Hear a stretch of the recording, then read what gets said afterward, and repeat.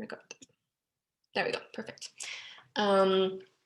And today I'm going to be talking about creating relevant, clinical, and applicable presentations for the purpose of elevating the music therapy field. The reason why I chose this topic is because I personally really enjoy presenting, and I really enjoy going to conferences.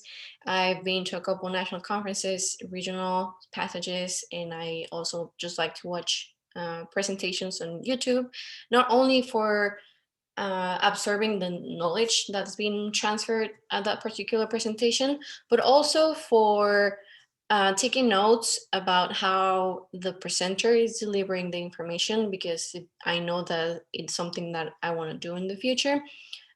So throughout these, what's it been, maybe like four or 5 years, I've been gathering tips and tricks from here and there, presenters and blogs and teachers and professionals from other disciplines, about, making good presentations and that are clinical and applicable. And the reason why I chose to share all these tips and tricks is because I found myself going to these conference presentations, and the presentation had just ended, and I was walking out right after. I was feeling like this very hyped emotion of oh my god, this was great. There was so many interesting information. The questions were great, the slides were great, all of that stuff.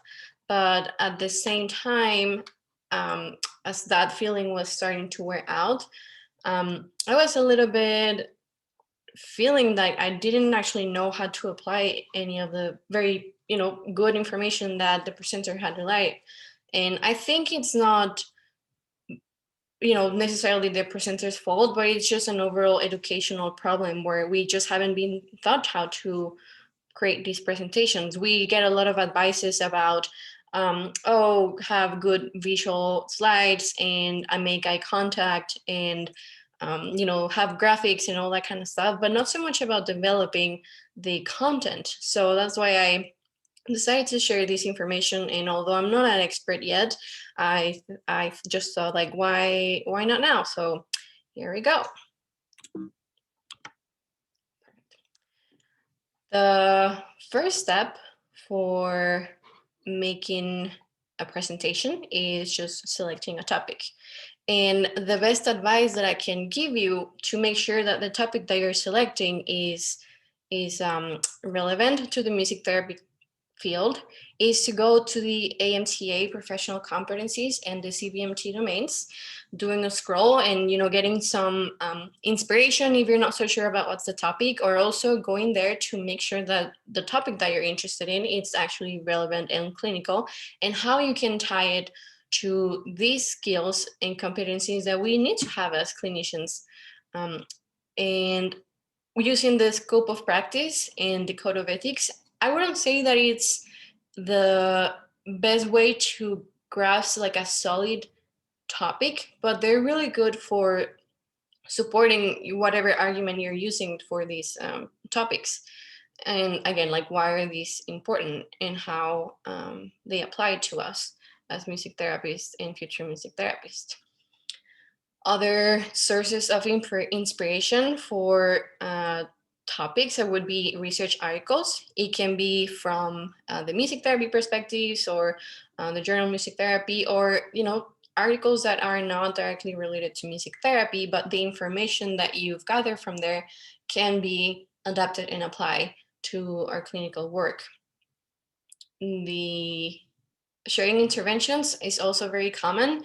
And here, the way that you ensure that it's applicable in clinical is not only demonstrating and sort of like an active participation from from the attendees, but also explaining your rationale behind your decision making. What goals were you addressing? How one intervention can be addressing different goals depending on these adaptations, making discussions to make sure that your audience is understanding the elements of that intervention for them to be able to apply it and adapt it clinically to their own practice, not only by sort of like copy pasting a an intervention, but like truly understanding what's behind it to be able to adapt it. Other good topics are sources of inspiration are class topics. So like young presenters, maybe as students or new professionals, you don't have a lot of experience presenting or choosing topics, and you don't feel comfortable talking about something that you don't have that much experience. But if you see a topic in class, you can elaborate more on that research and build your own knowledge, as well as sharing it with the your classmates. But also in conferences and passages, you present to people outside of your classes who might not have the opportunity to be have this information. And MT approaches, it's a good way also to make sure that your topic is relevant to music therapy, because these are music therapy approaches. And I think sometimes people are a little bit scared about navigating these particular presentations, just because there's this line where it's like, oh, will I be crossing like this sort of like training aspect? And I think, yes, we do need to be very careful in that sense, but you can still talk about what's the approach and how to use elements of it, even if you're still not trained. You wouldn't be able to like claim that credential, but what are the elements that you can use and apply for your interventions, as well as how can you start preparing for taking the training, or how can you um, uh, make sure that you have all the resources available so that you can start applying elements of it, even if it's not necessarily, and training with align with the approach itself, but it's just getting to know that topic, that approach, and how you can start applying it, or how you can start preparing for it. And assessments are also a great way, a great source for finding out topics that are relevant in clinical. It can be two approaches that I can think of are either choosing a type of assessment and then presenting on it, and explaining how you can apply it, or choosing a specific domain from all the ones that we address as future music therapists and music therapists. You would sort of like take the domain and then maybe explain what are some assessments that we can use and what are some that we cannot use because we're not trained, and the ones that we can, how can we apply it. So that's one way, so like presenting an assessment. Another way that you can use assessments for selecting topics is if you say, for example, you're looking at a cognitive assessment, and it has different levels of that, it's different categories that it's assessing, right? And you can choose one of those elements. So if it's a cognitive assessment, you're assessing memory, you're assessing attention. So choose attention and then make a presentation about attention. What are the different levels of attention? How can we observe attention? How can we measure attention? What are the resources out there that you can use as a clinician to gather this experience about how you can properly assess and build your goals and build your presentations, your interventions around that standardized assessment. So, and even if you're interested in sort of like more ethical topics like cultural responsiveness or self-care, you can still make all of those contents clinical and relevant and applicable beyond just being informative, because right now I see a lot of great presentations with really useful information, and now I really think that we can just take a step beyond that and start creating presentations to make all of that information applicable. And I'm going to get a little bit more into detail of how we can do that. I think that's it for this one. Yeah, and just in general, what are the topics that you wish music therapists present on? What do you want to know more about it? And then do your presentation about it.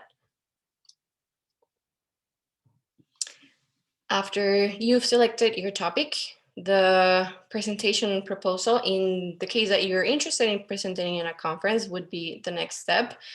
And the presentation proposal has three main components that you need to write: the learning objectives, the abstract, and the description. And even if you are, for some reason, I don't know, maybe in a couple of years that you're a professional music therapist and you get invited to a guest lecture, that you don't necessarily need to go through this filter and write any of this stuff. I still highly, highly encourage you to make sure that at least you have your learning objectives, because all of the content of your presentation will be directly related to your learning objectives. And again, the abstract, I think, is still very important to write, not just to make sure that your audience knows what they're signing up, but also to keep you in track and to keep you aligned with what you want to talk about. Because sometimes when we're doing research, and I'm guilty of that, you're doing research about topic A, and then you find really good information about topic B, and you kind of start getting interested in this one, and then you don't realize that you're really just diverting to another topic. So really going back to the learning objectives and the abstract that you wrote at the beginning will ensure you that you stay on track with all the information that you're researching and presenting. I'm going to go a little bit more into detail about learning objectives because those are really important. But just as sort of like overall understanding of the abstracts are basically you addressing what's the issue that you're presenting on, identifying a hook, why people should go to your presentation, what will they gain from it, and being transparent about what they're gonna about their expectations and what format of the presentation you'll be using. And the description is really just for the blind reviewers. So this usually doesn't go on like any promotional, or like nobody else will see it besides the blind reviewers. But here first of all, you don't put any personal information in all of these, especially if it's a presentation proposal, because it's blind reviewers. But the description, you're really expanding on the abstract.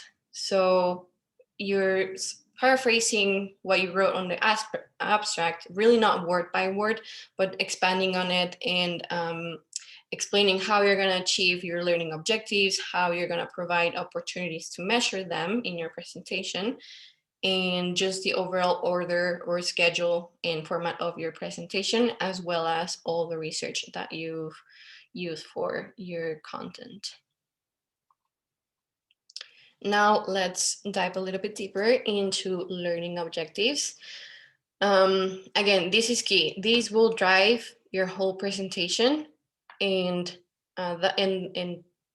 making sure that you are a little bit more comfortable in understanding what's the process of writing a good learning objective for a presentation. And honestly, it also helps for writing learning objectives for your clients. So like this formula that I'm going to teach you. So understanding that learning objectives are for what should the audience be able to do as a result of your presentation. So that's the purpose of the learning objectives, stating what are they going to be able to do. And the first step is selecting the level of learning and the action verb. What do I mean by that? The level of learning, so this is a table of the different levels of learning that is based out of Bloom's taxonomy, that it was an educational psychologist. And this goes from like basic level of learning to more advanced, and it basically depends on, for you to be able to advance to the next level, you need to be clear on the one below. And I forgot to mention at the beginning, you are gonna get this presentation, so I won't go into the definitions, but this you'll have access to all of these. And this is a table of different action verbs depending on the level of learning that you're aiming your particular learning objective. When you're creating a presentation learning objective, you really should stay on these three: knowledge, comprehension, and application. Especially if it's a 45, 60 minutes presentation, I really wouldn't go beyond application, but I also wouldn't go under. Like, make sure that all of your learning objectives have levels intended for knowledge, comprehension, and application. Some verbs to avoid would be know, comprehend, understand, appreciate, familiarize, be aware, learn. All of those action verbs are very subjective, and just really always ask yourself when you're selecting the levels and the verbs, how are you going to be able to measure these, not only as a verb itself, but also how are you going to be able to provide an opportunity in your presentation to measure them. And you can even choose one of these verbs that are by itself measurable, but maybe you, for one reason or another, you can't provide an opportunity in your presentation to evaluate and make sure that your audience met those goals or objectives. So yes, always ask yourself, how can I measure these? Then after selecting your level of learning in action verb, you select under what condition. What's it gonna be for, and we're gonna go in a couple of exercises. We'll see what are the conditions, not exercises, examples. And then how are you gonna measure it again? In summary, the formula that you can use is behavior. What do you want them to do? Under what condition? And how are you gonna measure them? And here, when you get this presentation, I really recommend this article. This is hyperlinked, so you'll get access to this. I think it's probably the best one that I've read about how to write learning objectives, and it gives a lot of good examples and bad examples. So we're gonna go a little bit more into this one. But first, I just want to address a couple of misconceptions of mistakes that I learned from a presentation that I went about CMT credits and how you could be sort of like an approved provider and get your presentations proposals approved for that purpose. And the ones that they said that repeated the most for learning objectives were that presenters were describing what was going to happen in the presentation, or that they were describing what the presenter was going to do, or they were sort of like just copy pasting the domains at the from the CVMT domain file, but these domains are really just for supporting your learning objective. They're not learning objectives by themselves. So I would just have that in mind. Now let's check a couple of examples of learning objectives of, how can we make them better? Example number 1, participants will understand the advantages and limitations of the GIM method. Now, how can we make it a little, measurable and add a condition? Apply at least 3, this is mixed up. I think this is the ones for GIM method. Identify 2 advantages for using the GIM method in an oncology setting. So here we added numbers and we separated the advantages from the limitations to not make it sort of like conditional. If you get one wrong, you get everything wrong. And let me go back. I'll make sure to correct these on the PDF that I'll give you. And identify the limitation of using the GIM method in an oncology setting. And this is our condition. Under what condition, under what setting? Oops. All right, another example. Participants will become familiar with the elements of improvisation. Again, very broad, not very clear, and this is how you can correct it. Apply at least 3 elements. So this is in a hypothetical presentation where you went over different ways that you can improvise, and then here you're measuring them by setting up a condition where your participants will demonstrate that they can in fact apply at least 3 of the elements that you talked about in your presentation, and you measure that. And then our final example is participants will deepen their knowledge of the most common dementia symptoms.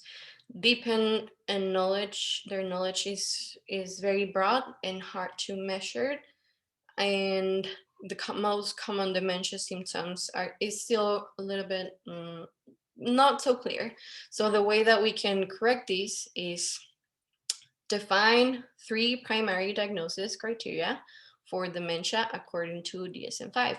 So here we have our under what condition we have sort of like our base information from where are we getting that from, and what is our reference point, and measurable 3, and we're defining, which is you can measure it by, depending on how you explain it and how close they got to that. And then to take it a step farther and making sure that you're adding the applicable side of the information for this particular overall goal that you had here would be to design one music therapy intervention that addresses one diagnostic criteria for dementia. Again, adding numbers will make it quantifiable. And here is your formula: behavior, condition, and measure.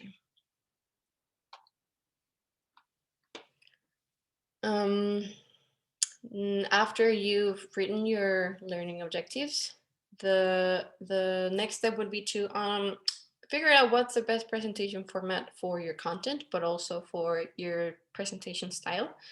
Here are for the most common presentation formats that are used at conference. We have the didactic presentation. That's what we're doing right now. I'm presenting you with the information and I'm teaching you about a particular subject.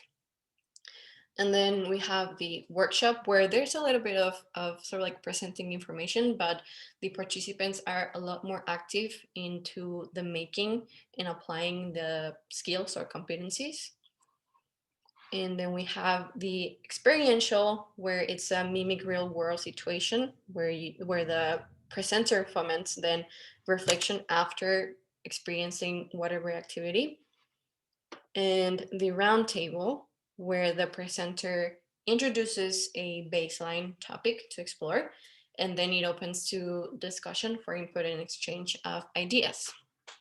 Now, how can you make all of these clinical and applicable? When you're doing a didactic presentation, don't only present the information, but make sure that you have some sort of activity to make sure that your audience can apply whatever information. So that's number one, that you can make it applicable and clinical. Or you just, part of the information that you're giving it's always how to do whatever it is that your topic you are presenting. It can be steps, it can be protocols, it can be checklists, all of that. That's tangible resources that they can take and they can apply on their clinical practice. Workshops is by default applicable, but always making sure that your audience is not just copying that intervention or that information, but that they truly understand the rationale behind it so that they can adapt it and apply it. If you are a young presenter, I would recommend you to start your presentation journey with these two, because these two are the easier ones to manage as a sort of like moderator. And the experiential and roundtables, I've seen that you really require a little bit more experience in managing audiences, in and just verbal processing and redirection and all that kind of stuff. And those are separate skills that I think we need to build a little bit more before jumping into these type of presentations. But some ways that you can make an experiential presentation applicable, it's, for example, a drum circle. This is one of the most common that I've seen at conferences. So where the participants are part of the intervention. So the presenter is facilitating the intervention to the participants. And then after the intervention is done, they do a reflection of, depending on what the intervention was, about what they experienced and what were the feelings and all that kind of stuff. And after that, how you can make it applicable, again, make sure that you're explaining to your audience what was your thought process behind deciding that intervention, what goals were you addressing, how can you use that same intervention for other goals, and including that reflection into your audience, make them reflect on how other ways they can use it, what are the changes that they would change for their the things that they would change for their particular scope of for their population, and making sure that all of the information is getting translated into applicable ways that they can use it. And of ways that you can make a roundtable clinical and applicable. You present your topic. It can be, an ethical dilemma, or it can be a case study.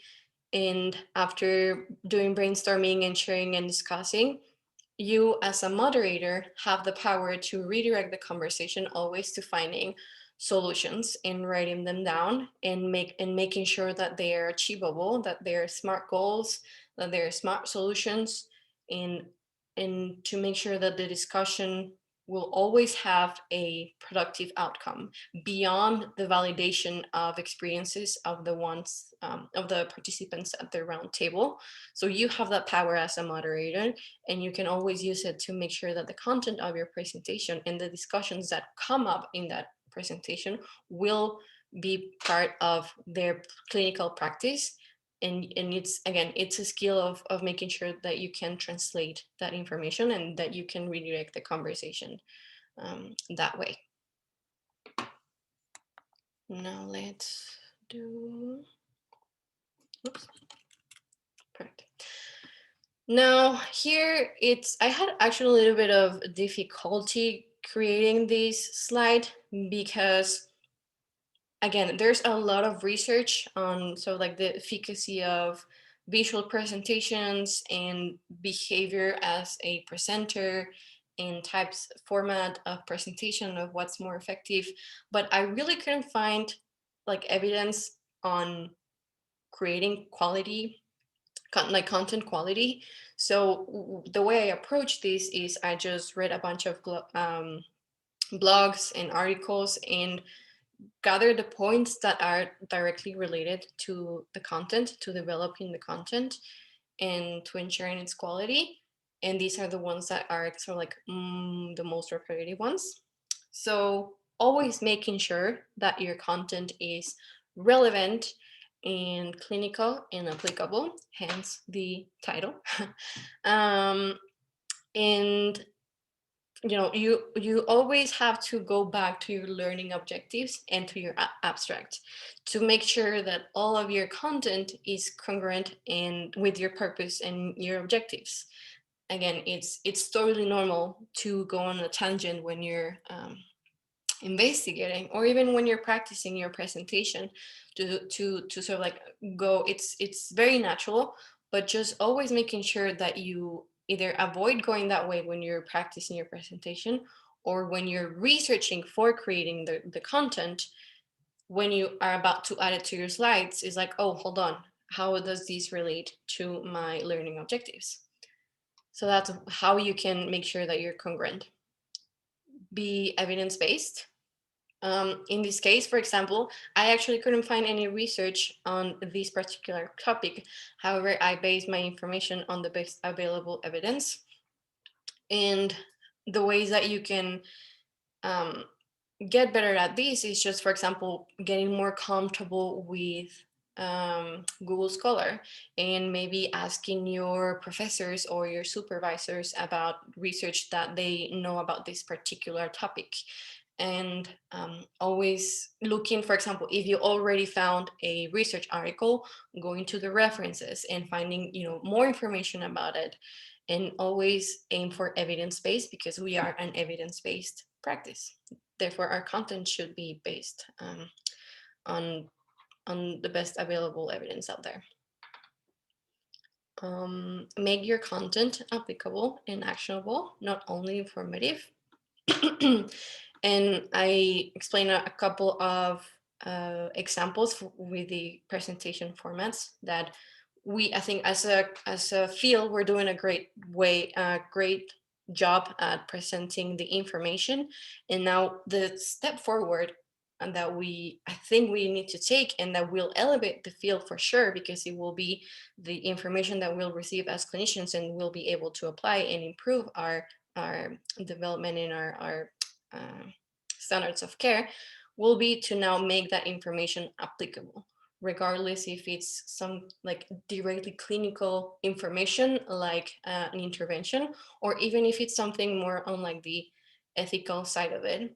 We can use, for example, a topic of cultural responsiveness, and we all, well, I don't want to generalize because there's still some people catching up to it, but we know that we have to be cultural responsive, and why that is important. But it's really more like the how, and the best way that you can, so like big and large ethical dilemmas are very broad and very subjective most of the times.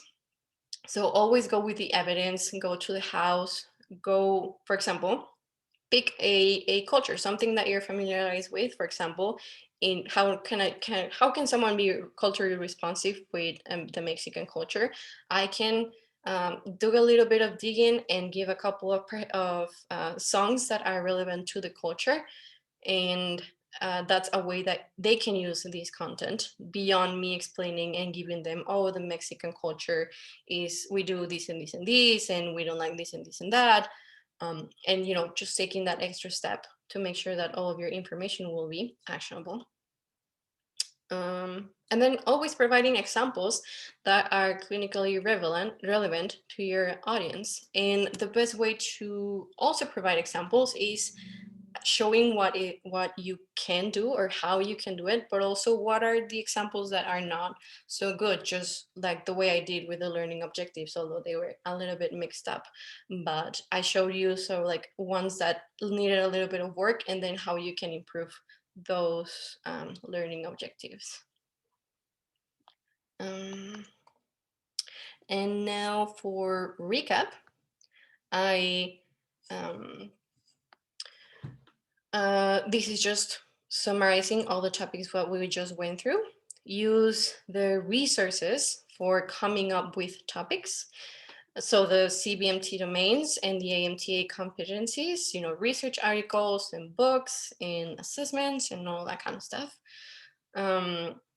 Write measurable learning objectives, and also make sure that your presentation has a way for you to measure that.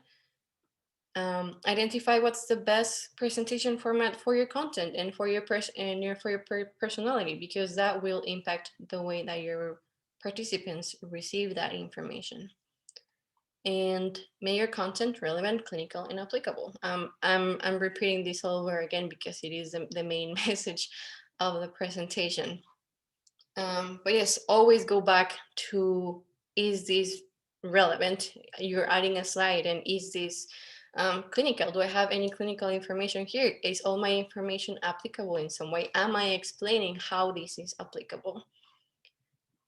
And then just last minute tips is, just as you go back to your relevant, clinical, and applicable, always go back to what, and start and continue with the what will the audience gain from this? What will the benefit be? What can they do with this information? And then why? Why should they care? Why should they apply this in their own practice? And how?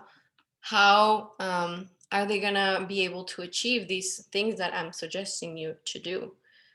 And go back and forth when you're developing all your content and when you're practicing your presentation, and making sure that you are stating true to what are your objectives, and that you are indeed delivering applicable information. Provide handouts. Our brains are cool and really awesome, but also they're very valuable. So I'm sure that in 5 minutes after I finish this presentation, you will probably forgot everything that I said. So always provide handouts to your audience, extra resource, and all that kind of stuff, so that they can look back at it and apply that content. Google the house when you're preparing for your presentations. How can I best use Google Scholar? How can I create creative presentations? How can I uh, what's the word I'm looking for? How can I moderate a round table? So all of the hows, beyond the information that you're going to put in your content, research how you can present that information, and practice, just as we practice for our clients and patients, because they deserve the best quality of music that we can give. Your attendees and your participants also deserve that quality of presentation and delivery of information. So practice. I know it's annoying, but your audience deserves it. All right, so before getting into the activity, I just want to make sure that we don't have any questions, because we're gonna apply this information with a couple of stuff. So before going into that activity, I just want to make sure that we don't have any questions. You can unmute yourself, or also you can put it in the chat.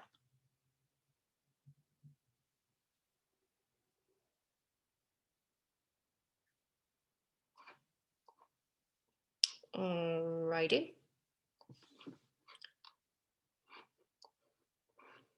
Let me see. Actually, open the chat. Perfect. All right. So this will be our activity. Let me send you the links.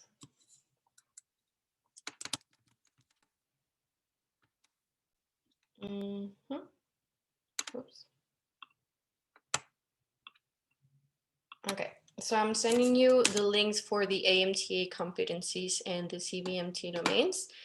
And what I want you to do is just go in there and select one of the topics, or even if you've already know a hypothetical topic that you would like to present on in an alter universe.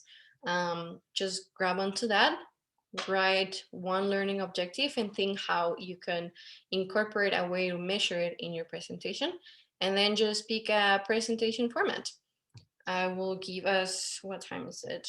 I will give us about 6 minutes to, let me set up the timer to get that done. And I will put these in the screen so that you have these action verbs and our behavior, our formula for the learning objectives, and the reminder that adding numbers will make it quantifiable. So yes, I'm gonna start the timer right now, and then we're gonna share what we wrote. So it's a topic, one learning objective, and what presentation format you're gonna be using. I'm gonna start the timer now.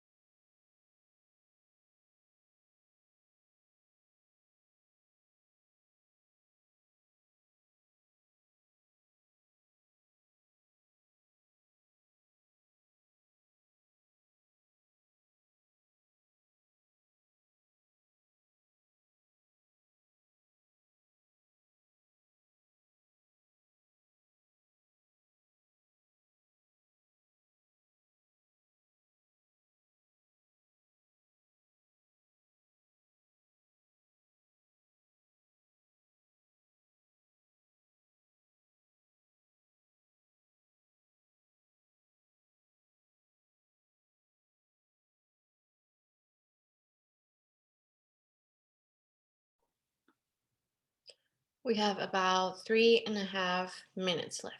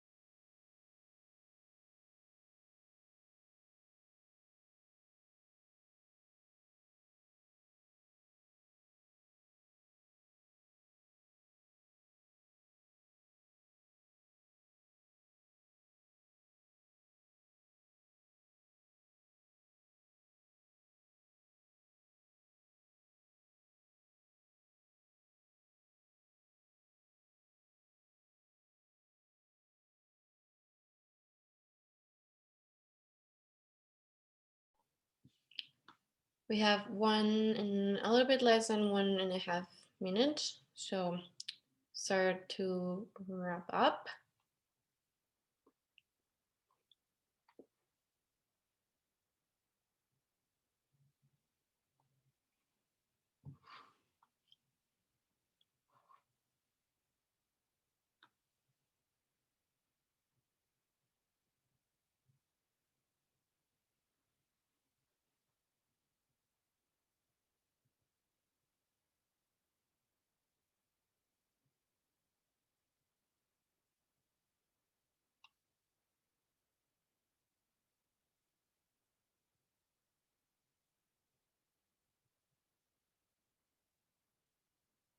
We have 30 more seconds.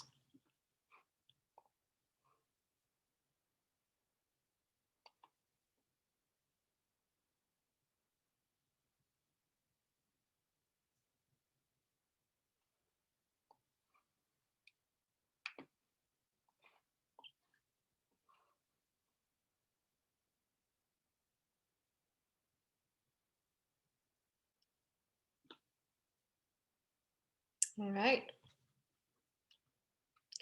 So what we're going to share now, I'm gonna have I'd say maybe 2 or 3 of you unmute yourself and share what's your topic, your hypothetical presentation topic, your learning objective, and your presentation format, and how are you gonna make sure that your presentation has a way to evaluate your learning objective.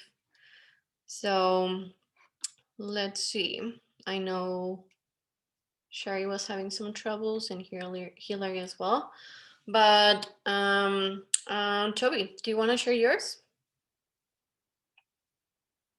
So this was actually something that I was initially going to do this semester, but like my topic would be like the relationship between music therapists and other related therapies, and how they like work together in providing for the goals for clients.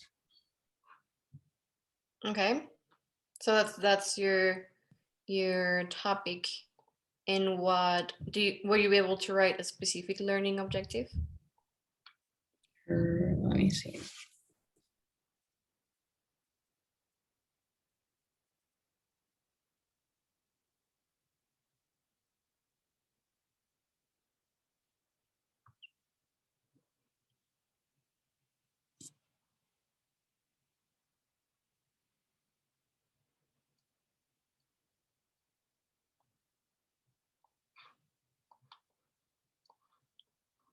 In the meanwhile, maybe Suzanne or Emily can share their topics and learning objectives.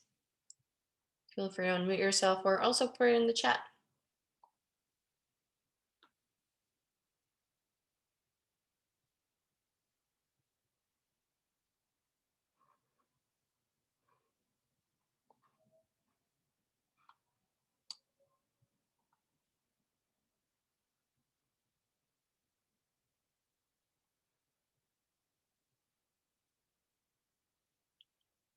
Do you want to, so just being mindful of the time, I do want to make sure that if any questions came up, I do want to have time to address them, or comments, or just overall anything. Again, you can unmute yourself or also just put it on the chat.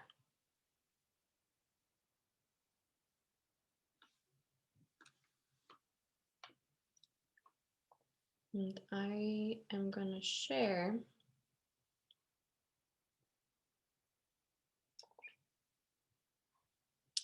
I am sending you right now a PDF of a checklist that you can use when you're creating your presentation to make sure that it's relevant, clinical, and applicable.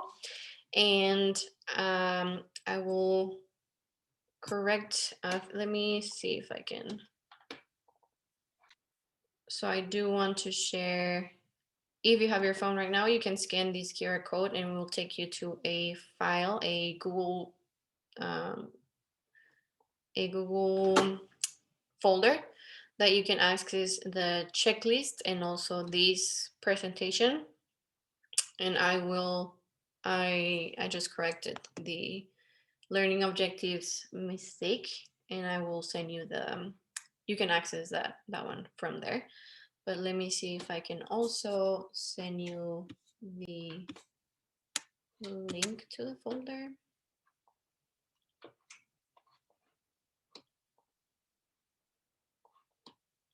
through the chat.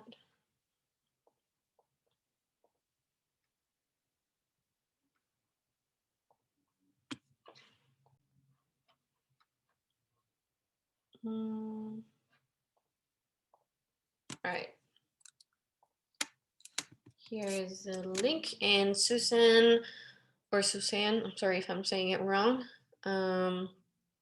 said my topic would be safety. I would use didactic as a format and would do an experiential setting of a case situation and asking people how to manage it safely.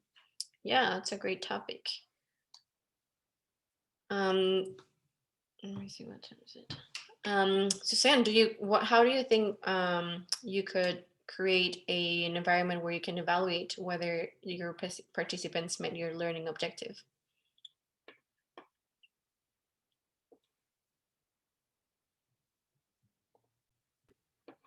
I think I would just look at the best practices for safety and managing those, and have that kind of as that handout, and see how people's answers matched up with that, and where they fell short if they did. Yeah, sounds like a great way. Anybody else wants to share? Maybe also like, or even it could be like, oh, I have this topic, but I'm also not so sure how to write the learning objective. Like we can also use these last 2 minutes to brainstorm about that.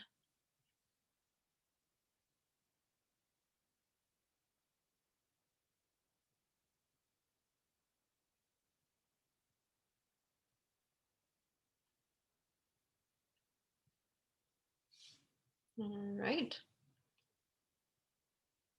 Hillary would be presenting, the topic would be presenting how to find budget-friendly CMTs. Yeah, that sounds like a good how-to, and so like an applicable way.